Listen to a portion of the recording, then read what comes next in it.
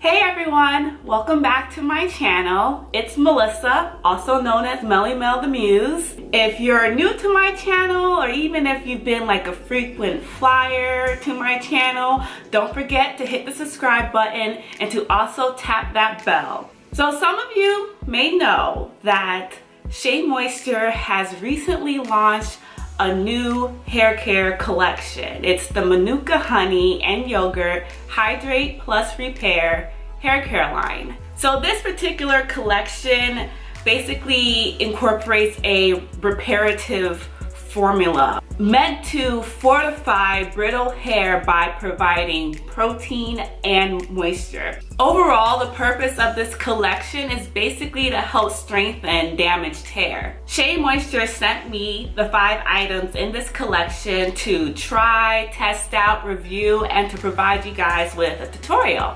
Oh, one more thing. Make sure you stop by my blog. My blog post will have a lot more detail concerning key ingredients, more details about my experience with these products and my overall rating for each product and any other tips or things that I noticed. So make sure you check out my blog post on mellymelthemuse.com in order to get more information.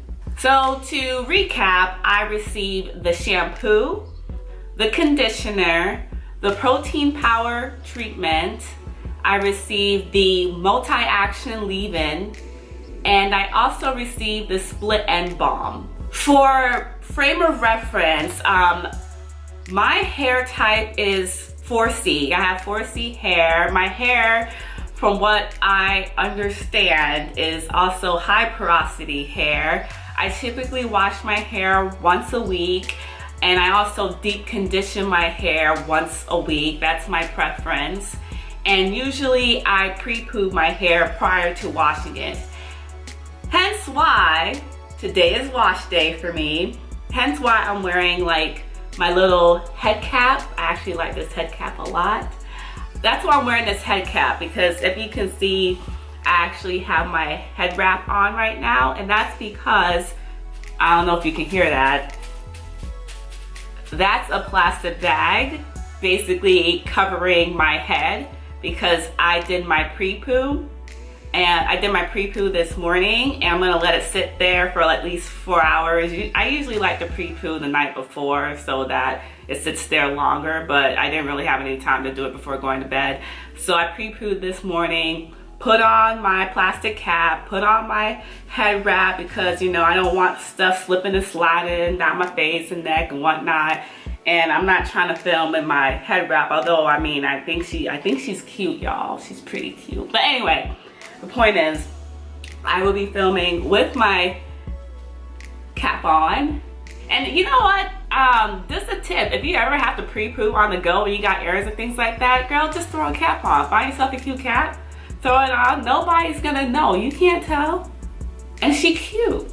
Anyway, to continue, my hair is not chemically processed and it is not color treated as well. Time to get into the tutorial and review, y'all. So first up in my wash day routine, I used the shampoo. Now I transferred the shampoo into an applicator bottle. It's easier for me to target my scalp more effectively when it's in an applicator bottle, so that's just something that I like to do. If you've never tried it, I would recommend you guys giving it a shot. It definitely makes things less messy. I personally thought that the shampoo was amazing. It has the same consistency of other shampoos that I've used, but the thing about this shampoo that I liked a lot was that it did not strip my hair. If anything, after I washed my hair, it still felt moisturized.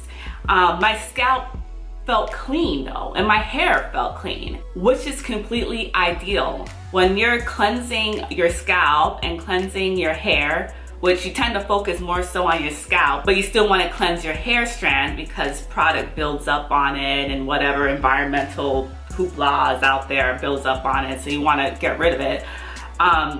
When you cleanse your scalp, you want something that isn't gonna like strip away all of the good oils that you want to keep within the hair strands, or you don't want to use something that cleanses and strip away all the good oils that are on your scalp that your body naturally produces, like your sebum and stuff like that. You just want to cleanse it of all the impurities and dirt and stuff like that.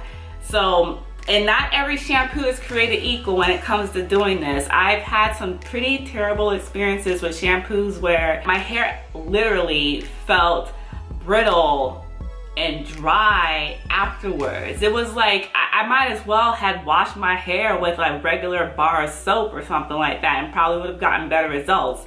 So this shampoo is definitely gentle, but it does the work. It does clean your scalp. It cleans your hair. You feel clean. You don't feel like there's leftover residue on your scalp or anything like that.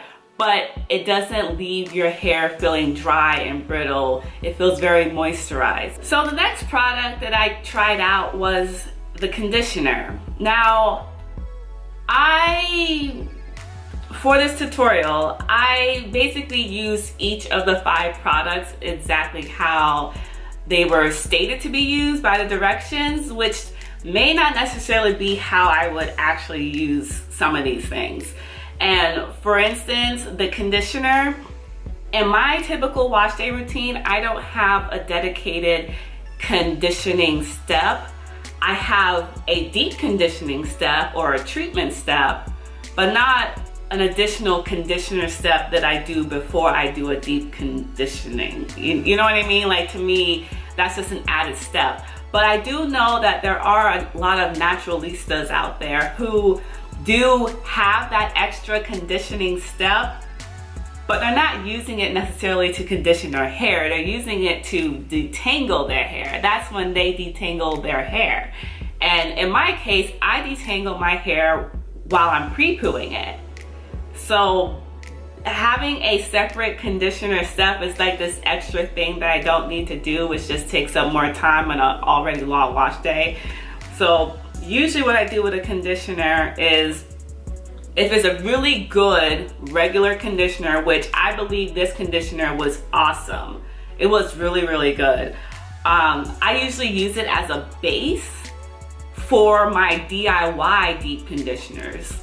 Like, some of my DIY deep conditioners incorporate henna glosses, or it'll incorporate a real protein treatment or something like that. So I'll use a very hydrating and moisturizing regular conditioner as my base, and then I'll add all my extras in it and turn it into a deep conditioner. But that's not what I did this time. So I followed the directions. You're supposed to apply it in your hair, only leave it on for a few minutes, and then wash it out. While I was applying it to my hair, I was like, okay, why not? Let me try to detangle a little bit, since I'm already here doing this conditioning step anyway. And I used my wide tooth comb to detangle it. And I found that the conditioner did provide a good amount of slip. So if you're looking for conditioner that you can use while you're detangling your hair in your wash day routine, I would recommend giving this one a try. It does moisturize your hair, and it does provide a good amount of slip for detangling. Once that was all done, I rinsed out the conditioner. Then I used the protein power treatment. So this was a product that I actually was a little bit confused by at first, because before I actually looked close at it, I thought it was a hair mask. I'm used to using the hair mask that SheaMoisture offers. There are 3 that are like my ride or die. I always use them. But the directions for the hair mask are slightly different than the directions for this protein power treatment. So again, I did it the way that the directions told me to do it. So basically, you're supposed to apply it to your hair and leave it on for 10 to 15 minutes and rinse it out. You're not supposed to add any heat. You don't leave it on for 30 minutes. Mind you, the hair masks have the same option. Put it on, leave it on for 10 to 15 minutes and wash it out. But then the hair masks have a deep conditioning option in the directions that said you can leave it on for 30 minutes with heat added. And I like using a hooded dryer on wash day when I'm doing my deep conditioning or I'm doing my treatments, because the heat helps lift the follicles on your hair strands so that the products can penetrate better, penetrate deeper. So I like using heat, so I feel like I'm getting more bang for my buck in my time. But heat wasn't listed as an option when it comes to using this treatment, and it was only for 10 to 15 minutes. So I was kind of concerned that maybe it wasn't going to be enough time, or it wasn't going to be enough oomph to do the job. But when I was rinsing the product out, I was actually pleasantly surprised because my hair felt really, really good once it was rinsed out. It felt really, really good afterwards. So I guess in order to reap the benefits of this product, you don't need to do all that extra, although I am planning on experimenting and trying it out. You know, leaving it on for 30 minutes instead, and then adding some heat. I'm gonna post an update in my blog about the results when I do that. Who knows, maybe my hair would be like absolutely banging afterwards, like, girl, what was that? Or, I mean, the other end of the spectrum could happen. It could just drop out of my head. I don't know, but I'm pretty curious. I want to find out, because that's how I figure out these hidden gems, you know? That's how I personalize my routine, you know? That's when I take something that's commercially available and make it my own. So I'll keep you guys posted in my blog. Once I do it, I'll put in an update to see what the results were. And another thing about this product, at first I was a bit concerned using it because it is a real protein treatment. It lists hydrolyzed vegetable proteins as one of its ingredients. If you're a naturalista, then you are aware of the dilemma that is protein sensitivity. It exists. I personally don't think my hair is protein sensitive, although I think if I overdo it or do it too frequently, I can definitely get to the point of damaging my hair with too much protein. But what I notice is it tends to happen more so in people who have low porosity hair. But so I was concerned when I saw that this was, oh wow, this is a real, like, really real protein powered treatment, because you run the risk of damaging your hair when you put too much protein on it, when you use too much protein. Think of it as like pasta, right? When you have uncooked pasta, it's brittle, it's dry, it's hard, it snaps easily. That's your hair when it has too much protein. It does the same thing.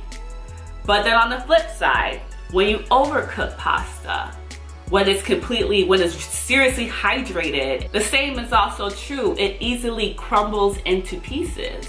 It's basically mush. What you want is that happy medium when the pasta is al dente. Basically a balance between the protein and moisturization or hydration. You want it to be balanced, not out of balance. That's when your hair is weakest. That's when it's going to break excessively, when this is out of balance. You want it balanced, because when it's at this balanced state, not only is it strong, it's also flexible. It's less likely to break. So again, that was a concern because I was like, oh, this is a protein treatment. But then, if you look at the ingredients, and if you look at the way that this line is being marketed, it is a hydrate plus repair. It has very hydrating and moisturizing ingredients, and I thought the balance was perfect. My hair felt strong afterwards, but it still felt moisturized. It still felt really, really soft. So I think this would be a perfect option for people who are looking for a protein treatment that is also very hydrating and moisturizing at the same time. One that basically is balanced, that isn't just purely a protein treatment. The next product that I tried was the multi-action leave-in. So after I'm done deep conditioning or doing my treatment, I wash it out. Then I move on to Loc Method, the LOC method, which is basically liquid, oil, and cream. It's a technique to try to keep the hydration and moisture and all that goodness that you just added to your hair in your hair strands instead of it just, you know, evaporating out into the atmosphere. It's basically a way to help keep your hair moisturized for longer. So usually when I'm doing the Loc Method, I'll spray my hair with a mix of aloe vera juice and rose water, and then, which smells good by the way, that rose water. Anyway, so I'll spray my hair with that. Then I'll follow up with the leave-in, and the leave-in is usually my liquid. And this leave-in took me by surprise. Now, let me explain something. Leave-ins and I don't have a very good track record. It's very infrequently when I come across a leave-in that when I actually apply it to my hair, it actually gets absorbed into my hair. Most of the time when I'm using a leave-in, I mean, I've come across one or two that I love that doesn't do this, but usually when I'm trying out a leave-in, either I feel like the product is just literally just sitting on my hair strand. Doesn't matter how much I'm working it in, it's literally just sitting there, or it's almost as if it starts to lather up. And I'm just like, why is it doing that? So I'm never quite sure if my hair is reaping the benefits of that leave-in. At first, I was a little concerned that that was the case for this leave-in, but it turns out that wasn't the case. So this leave-in, it's a lot watery in consistency than other leave-ins that I'm used to, or other leave-ins that I use that actually work for me. It also looks kind of milky in appearance too, and it's kind of milky in its texture. It basically is a lot more lightweight, but it still provides a lot of hydration and moisturization. It's in a spray bottle. It easily sprays out, so you know that it's not very creamy in texture. And when I sprayed it on my hair, I just saw this like white film, and I'm just like, is this gonna go away? It's gonna go away, right? So I was pleasantly surprised because I noticed over time that the white film started to disappear, especially as I was working in the leave-in. It was disappearing, and it also felt different. Like it felt like my hair was actually absorbing it. Like it wasn't just sitting on my hair strand. So I was so happy about that. Like, you guys have no idea how relieved I am that I finally have one more option in my arsenal of leave-ins, because that tends to be the most scarce part of my wash day in terms of options. So once that's done, I usually oil my hair with a mix of like coconut oil, olive oil, and a little bit of argan oil to have the oil part, and then I'll end with the cream. In this case, I use the split End Balm. Now, the directions of the split End Balm, it says to focus on your ends, but I use it on the entire hair shaft because I'm using it as my final barrier to lock in all my hydration and moisturization. And just a heads up, this is a real balm. It's not like a butter or a cream. It's a balm. It's more waxy in consistency versus a butter or a cream. I think this would be really awesome if you're looking to style your hair. Let's say you're doing twists, which is what I usually like to do, and you want to control all the fizziness. I really think this would be a good way of locking in your moisture while controlling the frizziness of the twist, because it is more of a balm versus a butter or a cream. And I thought it worked really, really well. So that's it for the tutorial. Overall, I would say that I was really impressed by this collection. I definitely see it as being a new staple in my wash day routine. Keep in mind, I wouldn't necessarily use all 5 products in a single wash day. Like I mentioned before, I don't usually do a conditioning step before I do a deep conditioner or a treatment, but I would use the regular conditioner as a base for a DIY deep conditioner, you know what I mean? So at the most, I would use 4 of these products in one wash day, not 5. But I'm definitely going to be using these products though, because they work. My hair responded very well to them. Like, And you know, whenever you're trying new products, it's always hit or miss. You know, there's risk that your hair is gonna react completely like bonkers, like, girl, what was that? Versus you might be pleasantly surprised and your hair is just flourishing. It's like, what? What have you been hiding? What took you so long? So I'm definitely going to be adding these products to my hair care routine, because I like to switch things up every now and again depending on the needs for that particular wash day. So it's good to have variety. And I also think that the price points are on point. Oh, these products, just in case you want to know where you can get them, you can always order them on the SheaMoisture website, but they're also available at Ulta. I believe they range from like $10 to $15, something like that. Considering the quantity of products that you get, I think it's well worth it and worth the consideration.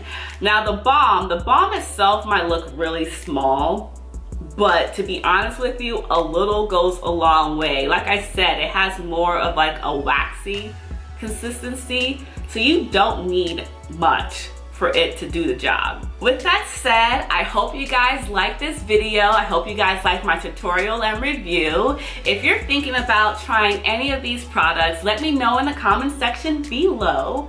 Or maybe you've already tried it and you have some pro tips, some insight, or you just want to share your experience, go ahead and let us know that as well. I'm sure people want to know how this works on other hair types, and whether you have 4B hair, 4A, 3C, the list goes on, low porosity, medium porosity, short hair, long hair. You know, share your experiences down below, or if you have any questions, I'll do my best to try to answer them. Don't hesitate to share the content with your friends who you think would be interested or would benefit from this information. While you're here, stick around, check out some of my other videos. See you guys next time.